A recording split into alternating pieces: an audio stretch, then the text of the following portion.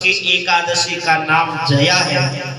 इस एकादशी के व्रत से मनुष्य ब्रह्म हत्या के पाप से भी छूट जाते हैं और अंत में उनको स्वर्ग की प्राप्ति होती है। इस व्रत से मनुष्य कुयोनि में अर्थात भूत प्रेत पिशाच आदि योनि में गए हुए जीव भी मुक्ति को प्राप्त होते हैं। इसलिए हे राजन, मैं तुमको एक पौराणिक कथा कहता हूँ, ध्यान पूर्वक सुनो। एक समय इंद्र नागलोक में अपनी इच्छा अनुसार अप्सराओं के साथ रमण कर रहा था। गंधर्व गान कर रहे थे, ढोल नगाड़े बज रहे थे। वहां गंधर्वों में प्रसिद्ध पुष्पवंत उन दोनों ने देवराज इंद्र को प्रणाम किया। पुष्पवंत तथा उसकी लड़की और चित्रसेन की स्त्री मलिन, ये सब उस सभा में विराजमान थे। उस जगह मलिन जो एक गंधर्व राज था, उसका लड़का पुष्पवान और माल्यवान भी उस सभा में विराजमान था। माल्यवान की स्त्री, माल्यवान की बेटी पुष्पवती नामक भी वहां पर विराजमान थी। गंधर्व स्त्री माल्यवान को देखकर और काम बाण से चलायमान होने लगी। उसने रूप, सौंदर्य, हाव भाव आदि द्वारा माल्यवान को वश में कर लिया। पुष्पवती के सौंदर्य को देखकर माल्यवान भी मोहित हो गया। अतः ये दोनों कामदेव के वश में हो गए। परंतु फिर भी इंद्र के बुलाने पर नाच गाने के लिए जाना पड़ा और अप्सराओं के साथ नाच गाना शुरू किया। परंतु कामदेव के प्रभाव से इनका मन न लगा और अशुद्ध गाना गाने लगे। इनके भाव भंगियों को देखकर देवराज इंद्र ने इनके प्रेम को समझ लिया और इसमें अपना अपमान समझा।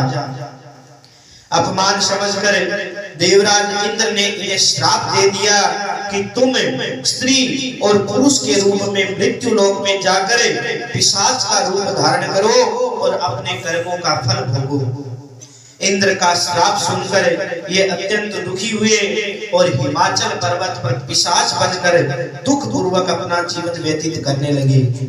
रात दिन में उन्हें एक भी क्षण नींद नहीं आती थी।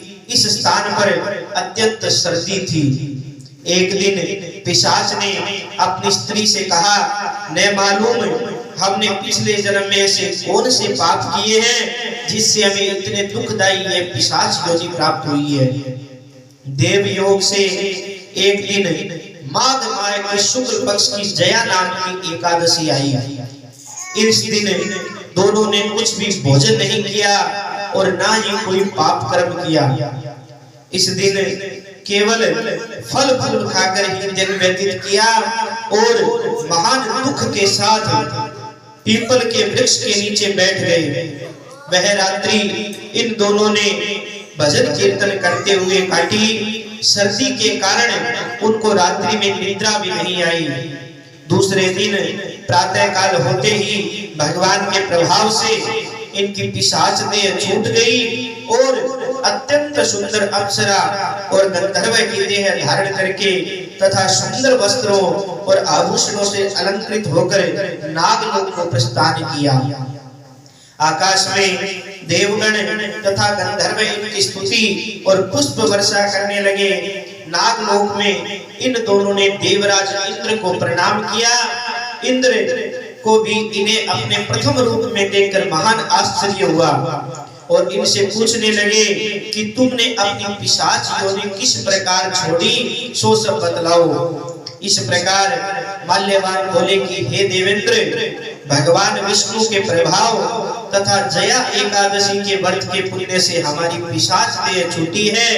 इंद्र बोले कि हे माल्यवान, एकादशी का व्रत करने से तथा विष्णु भगवान के प्रभाव से तुम लोग पिशाच की देह को छोड़कर पवित्र हो गए हो और हम लोगों के लिए भी वंदनीय हो गए हो, क्योंकि जो विष्णु भक्त है वो लोगों के वंदना करने योग्य हैं। अतः आपको धन्य है, आपको धन्य है।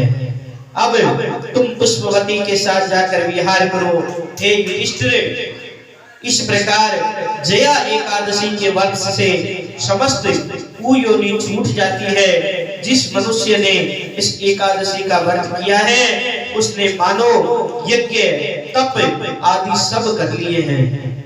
जो मनुष्य भक्ति पूर्वक जया एकादशी का व्रत करते हैं वे अवश्य ही 1000 वर्ष तक स्वर्ग में निवास करते हैं। बोलो विष्णु भगवान की।